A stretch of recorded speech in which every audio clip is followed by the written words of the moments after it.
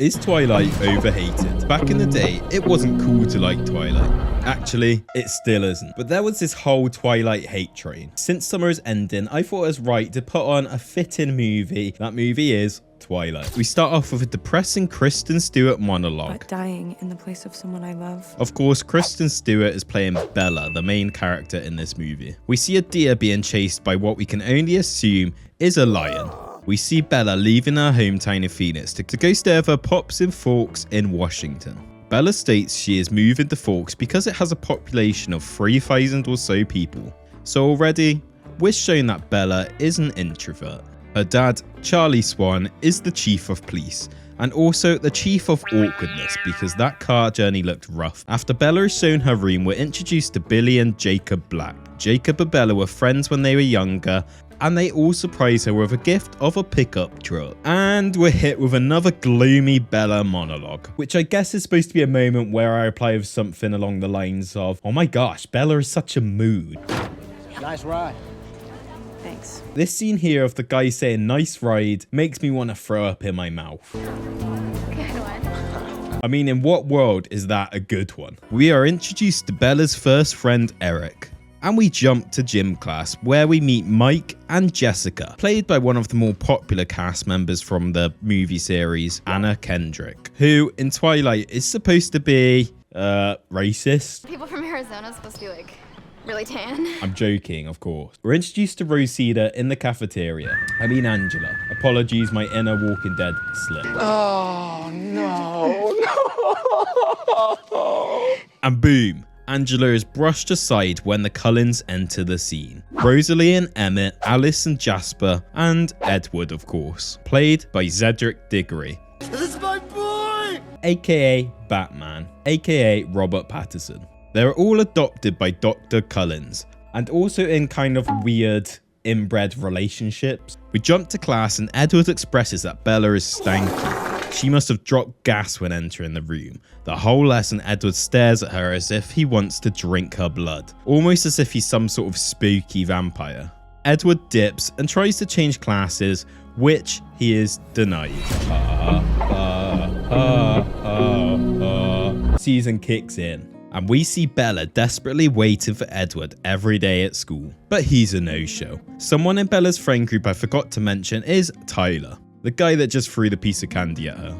We cut to a scene where we see some workers being chased and eaten by humans. There's some strange things going on in Forks. Bella falls over. I didn't need to include that, but I felt like it was absolutely crucial to the storyline. Edward's back, everyone. I repeat, Edward's back. Hello?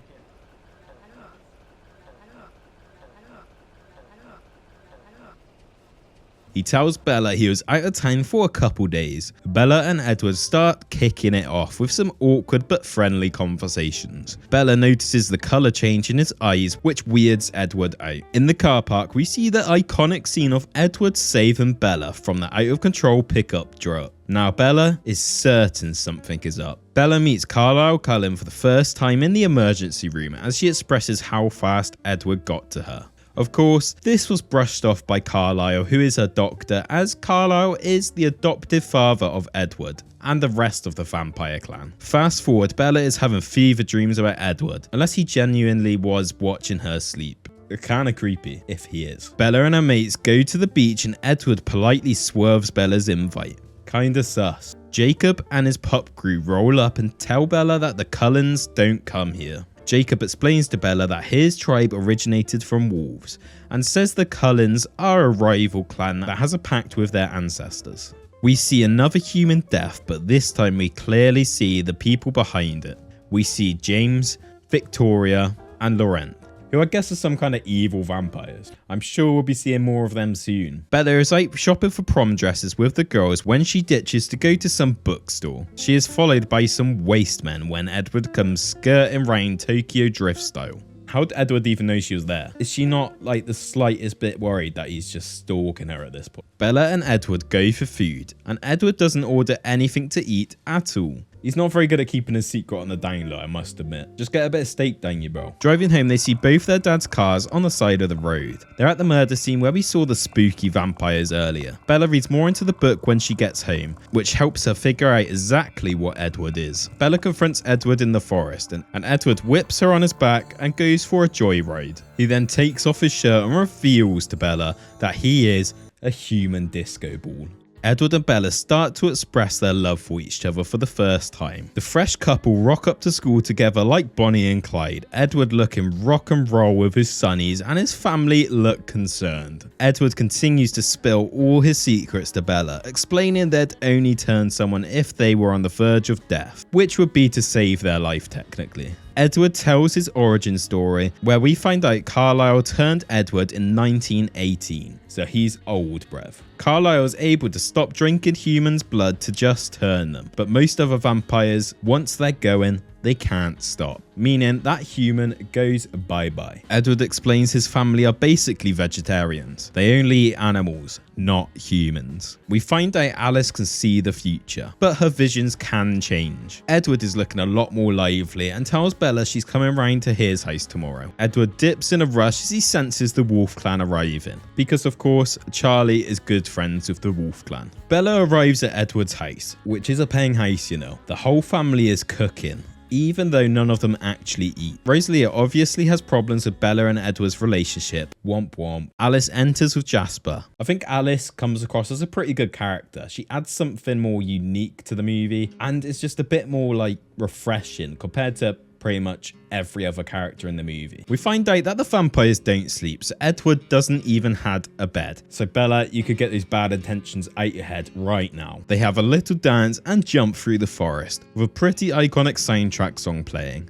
I gotta say it, I do rate the Twilight soundtrack quite high. I think they did a great job with the scoring for this movie, which honestly improves the movie so much. More than you'd think. You'd be surprised what a good score could do to a movie. Edward admits he actually has been watching Bella sleep, as it's fascinating. That's a red flag. He goes in for the kiss and accidentally kills Bella. Can you imagine? Nah, they actually kiss. Get a room and all that, blah blah blah. Edward comes to a sudden stop and blames it on him being scared of hurting her. But we all know somebody finished the job way too early. The couple of the year go play baseball with Edward's family in a thunderstorm. Cue Supermassive Black Hole by Muse. Again, good work on the scoring. People may disagree with this one, but I think the song works really well with this scene. It's already a pretty cool part of the movie and probably one of the best scenes of the franchise, but the song just adds that extra, just you know. Their game is interrupted by the three amigos as they try to cover Bella's scent. Laurent retrieves their ball and introduces themselves as we already know.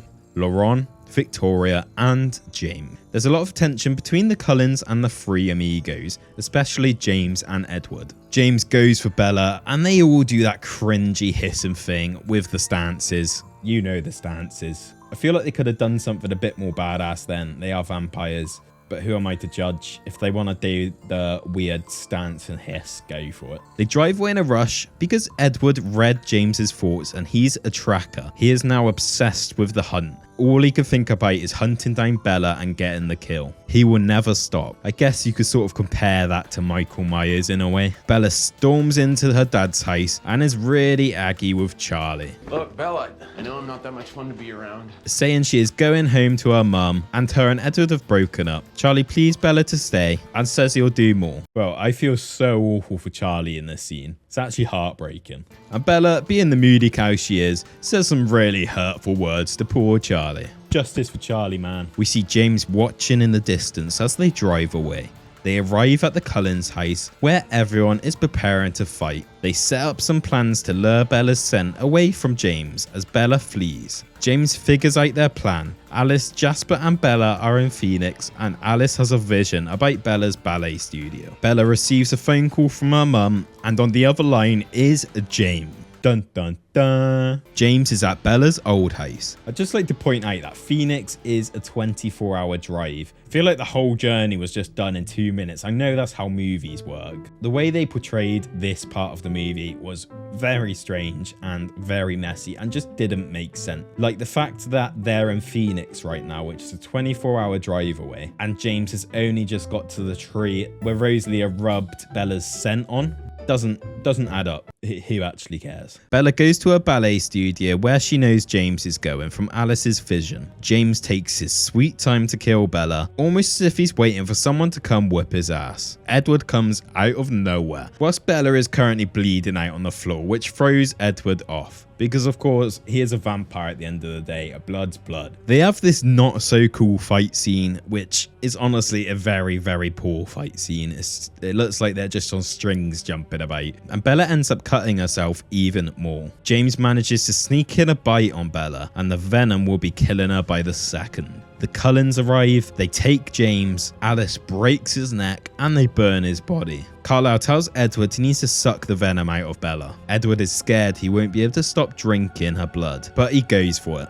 and he does struggle to stop. I mean, Carlisle easily could have pushed Edward off if it got too much, you know. Bella wakes up in hospital with her mum and Edward. Her mum was told she had a fall. Edward tells Bella she has to go to Jacksonville so he can't hurt her anymore. And of course, Bella doesn't like that idea. Once Bella is out of hospital, they both head to prom. Whilst Edward goes to do whatever Edward does, Jacob walks out of the bush. Yep, just appears out of the bush as if he's been waiting in that exact spot and knew exactly where they were going to stop. He tells Bella that his dad wants her to break up with her boyfriend, and that they'll be watching from now on. Edward and Bella have a boogie, and Bella tells Edward that she's decided she wants to be a vampire, so she could be with him forever. But Edward doesn't want to turn her into a monster. Watching from afar, we see a very upset Victoria, who just lost her love, James. Victoria is looking for revenge. And there we have it, the first movie of the Twilight franchise. Look,